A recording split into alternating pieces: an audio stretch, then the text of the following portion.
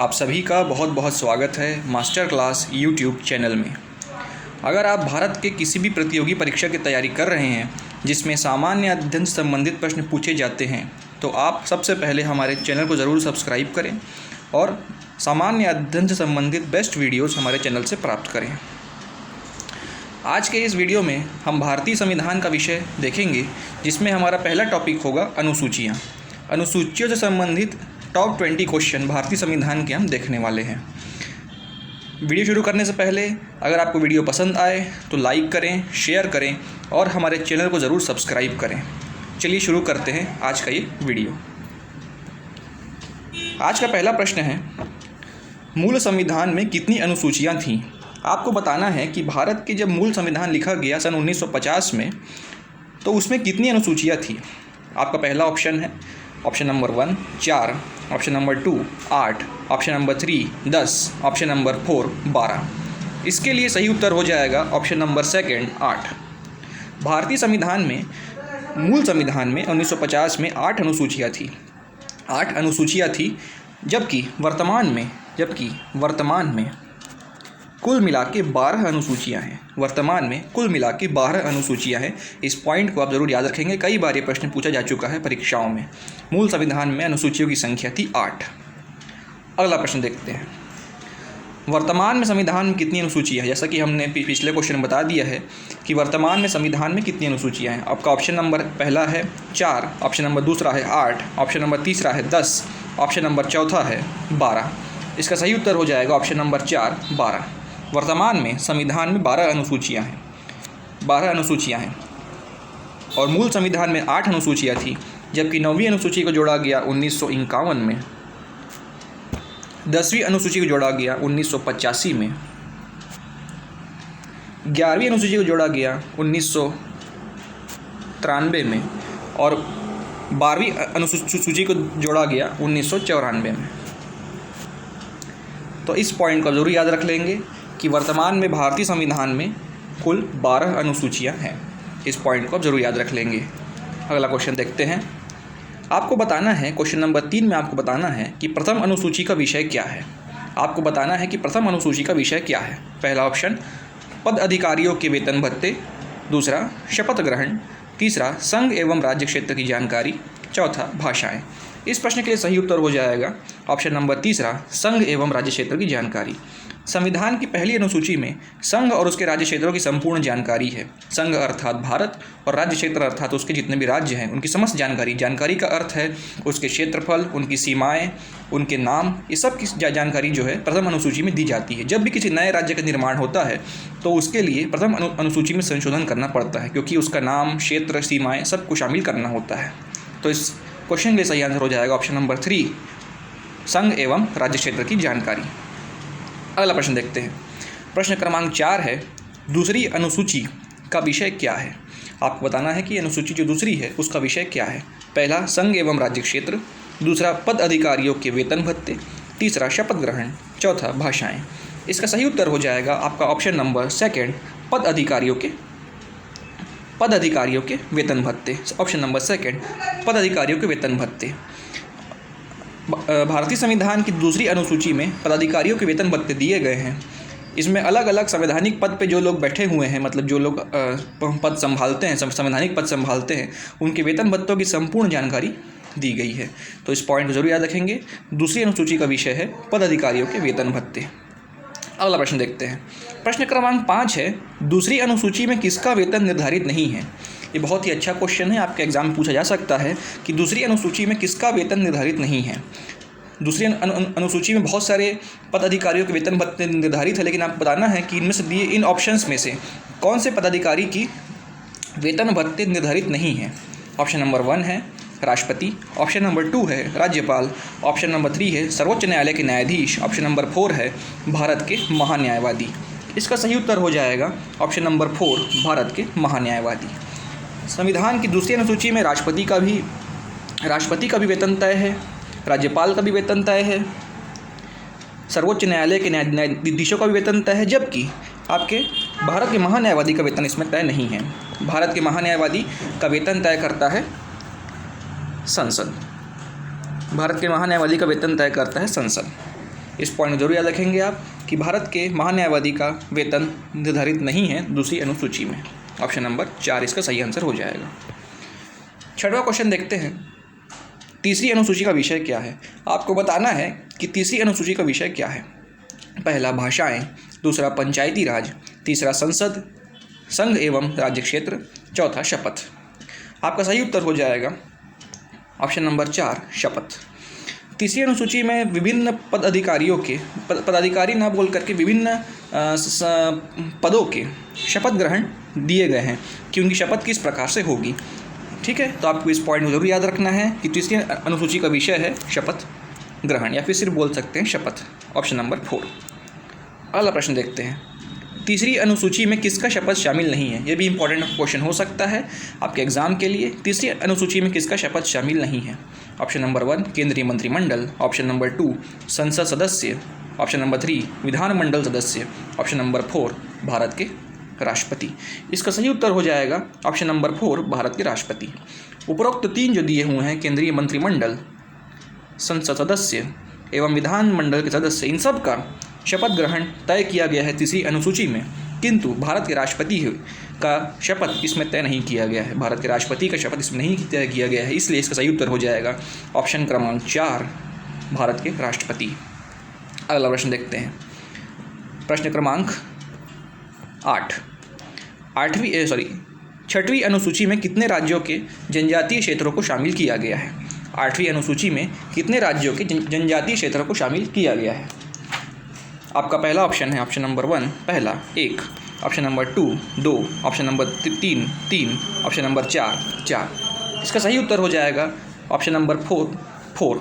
सही उत्तर हो जाएगा 4 राज्यों को इसमें शामिल किया गया है 6वीं अनुसूची के अंतर्गत। वो 4 राज्य हैं पहला असम, दूसरा मेघालय, तीसरा त्रिपुरा और चौथा मिजोरम।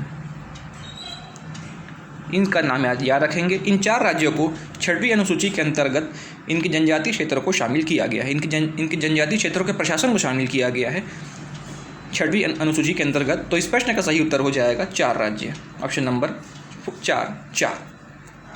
अगला प्रश्न देखते हैं, क्वेश्चन नंबर 9, चौथी अनुसूची का विषय क्या है। आपको बताना है कि चौथी अनुसूची का विषय क्या है।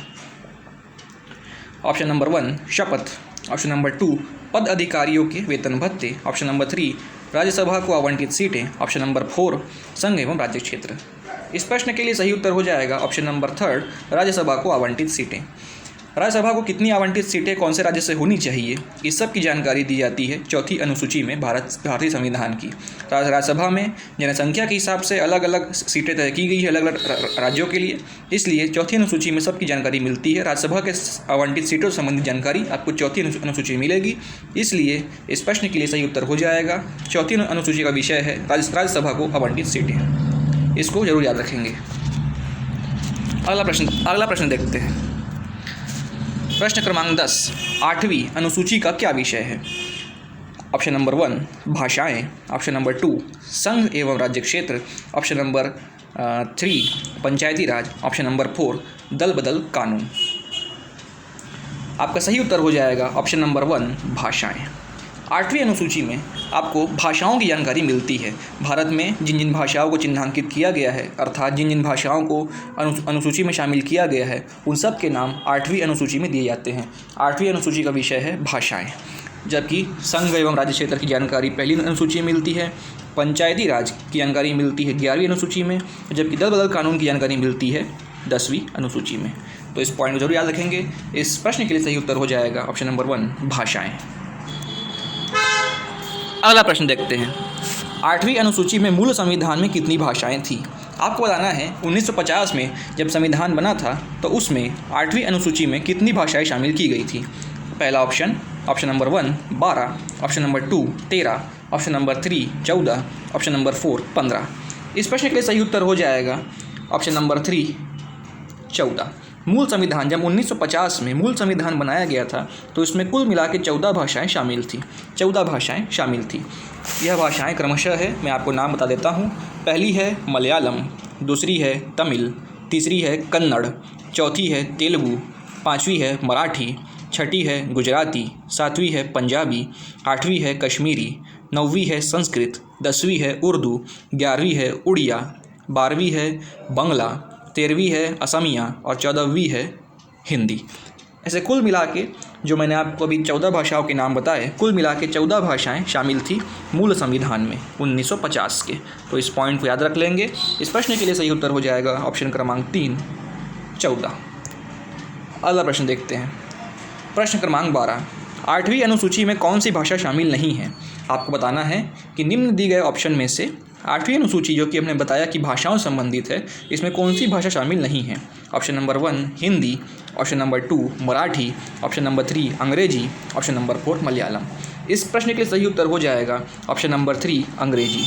निम्न ऑप्शन नंबर 1, 2 और 4 जो है हिंदी, मराठी और मलयालम को शामिल किया गया है, जबकि अंग्रेजी जो है, अंग्रेजी को कभी भी 8वीं अनुसूची में शामिल नहीं किया गया। तो इस पॉइंट को जरूर याद रखेंगे कि 8वीं अनुसूची में जो भाषा शामिल नहीं है वह है ऑप्शन नंबर 3 अंग्रेजी। इसको जरूर याद रखेंगे। अगला प्रश्न देखते हैं। प्रश्न क्रमांक 13, 9वीं अनुसूची का विषय क्या है? आपको बताना है कि 9वीं अनुसूची जो थी उसका विषय क्या है। ऑप्शन नंबर 1 भाषाएं, ऑप्शन नंबर 2 दल बदल कानून, ऑप्शन नंबर 3 भूमि संबंधी कानून, ऑप्शन नंबर 4 पंचायती राज। इस प्रश्न के लिए सही उत्तर हो जाएगा ऑप्शन नंबर 3 भूमि संबंधी कानून। भूमि संबंधी कानूनों को 9वीं अनुसूची में रखा गया है, इसीलिए इसको कोर्ट में चैलेंज नहीं किया जा सकता। 9वीं अनुसूची में जो भी विषय शामिल किए जाते हैं उनको कोर्ट में चैलेंज नहीं किया जा सकता। इस पॉइंट को जरूर याद रखेंगे। सबसे पहले आपको याद रखना है कि 9वीं अनुसूची का विषय है भूमि संबंधी कानून, और इसके अंतर्गत कुछ प्रावधान भी है, वो भी मैं आपको बता देता हूँ कि भूमि संबंधी कानून, और हम बोल सकते हैं कि 9वीं अनुसूची में जो भी विषय शामिल किए जाते हैं उनको कोर्ट में चुनौती नहीं दी जा सकती है केवल। लेकिन 1973 के केशवानंद भारती केस में आपको याद रखना है, 1973 का जो केशवानंद भारती का जो केस था उसमें सुप्रीम कोर्ट में जजमेंट दिया गया था कि आधारभूत ढांचे के आधार पर, आधारभूत ढांचा और मौलिक अधिकारों के हनन के आधार पर, और मौलिक अधिकार के हनन के आधार पर 9वीं अनुसूची को चुनौती दी जा सकती है। इस पॉइंट को बहुत ज़रूरी याद रख लेंगे, ये एग्ज़ाम में ज़रूर पूछा जा सकता है। आपको याद रखना है कि 9वीं अनुसूची का विषय है भूमि संबंधी कानून, और 9वीं अनुसूची का कुछ प्रावधान है। जो ज़रूरी प्रावधान ये है कि 9वीं अनुसूची में जो भी विषय शामिल होते हैं उनको कोर्ट में चैलेंज नहीं कर सकते, केवल इस बेस पर चैलेंज कर सकते हैं कि वो आधारभूत ढांचे और मौलिक अधिकारों का हनन न करते हों। तो इस प्रश्न के लिए सही उत्तर हो जाएगा भूमि संबंधी कानून। आपको इस पॉइंट को ज़रूर याद रखना है। अगला प्रश्न देखते हैं। प्रश्न क्रमांक 14। प्रश्न क्रमांक 14 है 10वीं अनुसूची का विषय क्या है? ऑप्शन नंबर 1 पंचायती राज, ऑप्शन नंबर 2 नगर पालिकाएँ, ऑप्शन नंबर 3 दल बदल कानून, ऑप्शन नंबर 4 शपथ ग्रहण। इस प्रश्न के लिए बिल्कुल सही उत्तर हो जाएगा ऑप्शन नंबर 3 दल बदल कानून। आप अपने आंसर्स कमेंट बॉक्स में लिखते चलिए ताकि साथ साथ आपकी भी प्रैक्टिस हो जाए। आपसे रिक्वेस्ट है कि आप अपने जितने भी आंसर्स है कमेंट बॉक्स में लिखते चले ताकि साथ साथ आपकी भी प्रैक्टिस होती चली जाए। इस प्रश्न के सही उत्तर हो जाएगा ऑप्शन नंबर सी दल बदल कानून। 10वीं अनुसूची में दल बदल कानून को शामिल किया गया है 1985 में। 1985 में 52वां संविधान संशोधन के अंतर्गत इसको शामिल किया गया है। 1985 में 52वां संविधान संशोधन के अंतर्गत इसको शामिल किया गया है। इसको शामिल करने की ज़रूरत इसलिए पड़ी क्योंकि हमारे संविधान के निर्माताओं को उन्होंने ये सोचा नहीं था कि हमारे देश के जितने भी लोग हैं, देश के जितने भी हमारे जो राजनेता हैं वो इतने तुरंत दल बदलेंगे। उस समय यह धारणा थी कि एक बार जो दल में शामिल हो गए उसके बाद कोई दल बदलता नहीं है, किंतु वर्तमान जब समय बीतते ऐसा होने लग गया कि राजनेता अपने दल बारंबार बदलने लग गए, इसलिए इस कानून को लाने की ज़रूरत पड़ गई, दल बदल कानून। तो 1985 में 52वां संविधान संशोधन के अंतर्गत इस कानून को लाया गया है। 52वां संविधान संशोधन 10वीं अनुसूची दल बदल कानून। अगला प्रश्न देखते हैं। प्रश्न क्रमांक 15। 10वीं अनुसूची को किस संविधान संशोधन के तहत शामिल किया गया है? जैसा कि हमने पिछले क्वेश्चन में बता दिया है कि 10वीं अनुसूची को कौन से संविधान संशोधन के अंतर्गत लाया गया है। आपका पहला ऑप्शन देखते हैं, ऑप्शन नंबर 1 पहला संविधान संशोधन ऑप्शन नंबर सेकंड 52वां संविधान संशोधन, ऑप्शन नंबर 3 73वां संविधान संशोधन, ऑप्शन नंबर 4 74वां संविधान संशोधन। इस प्रश्न के लिए बिल्कुल सही उत्तर हो जाएगा ऑप्शन नंबर सेकंड 52वां संविधान संशोधन। जैसा कि हमने पिछले प्रश्न में बता दिया है, 52वां संविधान संशोधन के अंतर्गत 10वीं अनुसूची को शामिल किया गया था, दल बदल कानून को शामिल किया गया था 1985 में शामिल किया गया था। इस पॉइंट को जरूर याद रखेंगे, दल बदल कानून को 52वां संविधान संशोधन के अंतर्गत लाया गया था। अगला प्रश्न देखते हैं। प्रश्न क्रमांक 16 है, 11वीं एवं 12वीं अनुसूची को किस संविधान संशोधन के तहत क्रमशः शामिल किया गया है? 11वीं एवं 12वीं अनुसूची को किस संविधान संशोधन के तहत क्रमशः शामिल किया गया है? ऑप्शन नंबर 1 है 70 71, ऑप्शन नंबर सेकंड है 72 73, ऑप्शन नंबर थर्ड है 60 65, ऑप्शन नंबर चौथा है 73 74। आपको बताना है कि 11वीं एवं 12वीं अनुसूची को किस संविधान संशोधन के अंतर्गत शामिल किया गया है।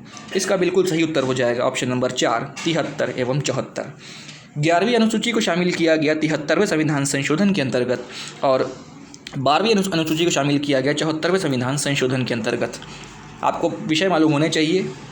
11वीं अनुसूची का विषय है पंचायती राज। पंचायती राज, पंचायती राज है 11वीं अनुसूची का विषय, जबकि 12वीं अनुसूची का विषय है नगर पालिका। नगर पालिकाएँ, नगर पालिकाएँ। 11वीं एवं 12वीं अनुसूची के माध्यम से ही भारत में नगर पालिकाएँ एवं पंचायती राज की व्यवस्था की गई थी 1993 और 94 क्रमशः। 1993 और 94 में आपको इस पॉइंट को याद रखना है। वैसे तो पास हुआ था ये 1992 में, लेकिन जब लागू करने की तिथि आई तब 93-94 साल आ चुका था। तो इस पॉइंट को जरूर याद रखेंगे। पॉइंट नंबर 4 इसका सही उत्तर हो जाएगा 73वां एवं 74वां संविधान संशोधन क्रमशः 11वीं एवं 12वीं अनुसूची। इस पॉइंट को जरूर याद रख लेंगे। अगला प्रश्न देखते हैं। प्रश्न क्रमांक 17, 7वीं अनुसूची का विषय क्या है? 7वीं अनुसूची का विषय क्या है? पहला भाषाएं, दूसरा पंचायती राज, तीसरा केंद्र एवं राज्य के मध्य शक्ति विभाजन और चौथा शपथ। इस प्रश्न के लिए सही उत्तर हो जाएगा ऑप्शन नंबर 3 केंद्र एवं राज्य के मध्य शक्ति विभाजन।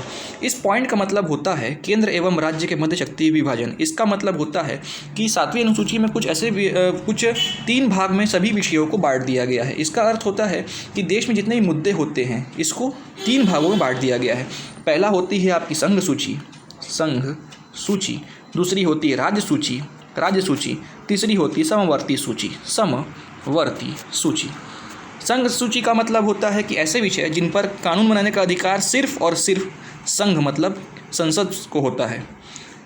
राज्य सूची का विषय मतलब होता है कि ऐसे विषय जिन पर कानून बनाने का अधिकार सिर्फ राज्यों को होता है। और समवर्ती सूची का अर्थ होता है ऐसे विषय जिन पर कानून बनाने का अधिकार संघ और राज्य दोनों को होता है। ऐसे विषयों को अलग अलग 3 पार्ट में डिवाइड कर दिया गया है 7वीं अनुसूची। इसका सही उत्तर हो जाएगा ऑप्शन क्रमांक 3 केंद्र एवं राज्य के मध्य शक्ति विभाजन। आपको बिल्कुल याद रख लेना है, इंपॉर्टेंट एग्जाम के पॉइंट ऑफ व्यू से हो सकता है। ऑप्शन नंबर 3 केंद्र और राज्य के मध्य शक्ति विभाजन। अगला प्रश्न देखते हैं। प्रश्न क्रमांक 18, मूल संविधान में समवर्ती सूची कितने विषय थे? आपको बताना है जब मूल संविधान लिखा गया 1950 में तब समवर्ती सूची में कितने विषय थे? Option number 1 97, option number 2 66, option number 3 47, option number 4 52। इस प्रश्न के लिए सही उत्तर हो जाएगा ऑप्शन नंबर 3 47। मूल संविधान में जब 1950 मूल संविधान लिखा गया तब समवर्ती सूची में विषय शामिल किए गए थे 47 विषय शामिल किए गए थे, 47 विषय शामिल किए गए थे। आपको याद रखना है।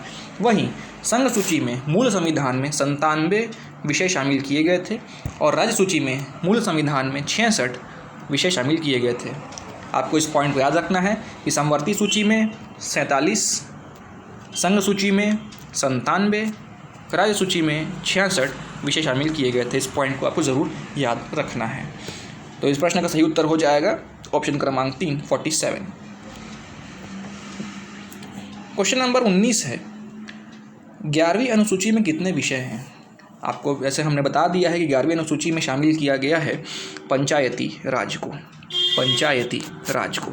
आपको बताना है कि इस पंचायती राज के अंतर्गत भारतीय संविधान की 11वीं अनुसूची में कितने विषय आते हैं। ऑप्शन नंबर 1 है 26, ऑप्शन नंबर 2 है 27, ऑप्शन नंबर 3 है 28, ऑप्शन नंबर 4 है 29। इस प्रश्न के लिए बिल्कुल सही उत्तर हो जाएगा ऑप्शन नंबर 4 29। 11वीं अनुसूची जो कि पंचायती राज संबंधित है, इसमें 29 विषय शामिल किए गए 29 विषय शामिल किए गए हैं। तो इस पॉइंट को ज़रूर याद रख लेंगे।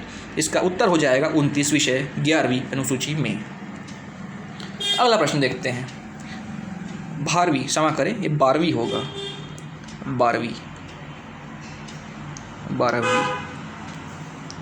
12वीं अनुसूची में कितने विषय शामिल किए गए हैं? आप जैसे हमने पिछले क्वेश्चन में देखा कि 11वीं अनुसूची में विषय शामिल किए गए थे, उसी प्रकार से 12वीं अनुसूची जो कि हमको बताती है नगर पालिकाओं के बारे में, नगर पालिकाओं के बारे में बताती है, इसमें कितने विषय शामिल किए गए हैं? Option number 1 25, option number 2 20, option number 3 15, option number 4 18। इसके लिए सही उत्तर हो जाएगा ऑप्शन नंबर 4 18। 12वीं अनुसूची में 18 विषय शामिल किए गए हैं। इसके अंतर्गत नगर पालिकाओं का संपूर्ण नियोजन बताया जाता है। तो इसका सही उत्तर हो जाएगा ऑप्शन नंबर 4 18। इसको जरूर याद रख लेंगे। और एक एक्स्ट्रा क्वेश्चन देखते हैं। प्रश्न क्रमांक 21, आर्थिक नियोजन किस सूची के अंतर्गत आता है? मोस्ट इंपॉर्टेंट पॉइंट है आपके लिए, क्वेश्चन है कि आर्थिक नियोजन किस सूची के अंतर्गत आता है? ऑप्शन नंबर 1 संघ सूची, ऑप्शन नंबर 2 राज्य सूची, ऑप्शन नंबर 3 समवर्ती सूची, ऑप्शन नंबर 4 इनमें से कोई नहीं। इसके लिए आपका सही उत्तर हो जाएगा ऑप्शन नंबर 3 समवर्ती सूची। आर्थिक नियोजन, इसका मतलब होता है अर्थ मीन्स पैसों का नियोजन। ये सिर्फ मतलब संघ का विषय नहीं है और सिर्फ राज्य का विषय नहीं है, ये विषय है दोनों का। समवर्ती सूची के अंतर्गत आता है आर्थिक नियोजन। आर्थिक नियोजन जो कि पैसों का एक प्रकार से अर्थ का नियोजन होता है, ये आता है समवर्ती सूची के अंतर्गत। तो इस पॉइंट को आपको जरूर याद रखना है कि समवर्ती सूची के अंतर्गत शामिल किया गया है आर्थिक नियोजन को। तो इसके लिए सही उत्तर हो जाएगा समवर्ती सूची। इसी के साथ आपका ये वीडियो आज ही समाप्त होता है। कमेंट करके बताएं कि आपको वीडियो कैसा लगा। अगर आपको किसी प्रश्न में कुछ डाउट है तो आप कमेंट बॉक्स में ज़रूर कमेंट करें। वीडियो अगर पसंद आए तो लाइक करें, शेयर करें और भी अच्छे वीडियोस देखने के लिए हमारे चैनल को ज़रूर सब्सक्राइब कर लें, ताकि सामान्य अध्ययन संबंधी सभी महत्वपूर्ण वीडियोस आपको समय समय पर मिलते रहें। अगर आपने हमारे प्राचीन भारत के इतिहास से संबंधित, सिंधु घाटी सभ्यता से संबंधित प्रीवियस वीडियोस नहीं देखे हैं तो उनकी लिंक आपको डिस्क्रिप्शन बॉक्स में दे दी जाएगी। उन वीडियोस को आप ज़रूर देखिए ताकि इस प्राचीन भारत से संबंधित आपको संपूर्ण जानकारी मिल सके। उनकी लिंक डिस्क्रिप्शन बॉक्स में दी गई है।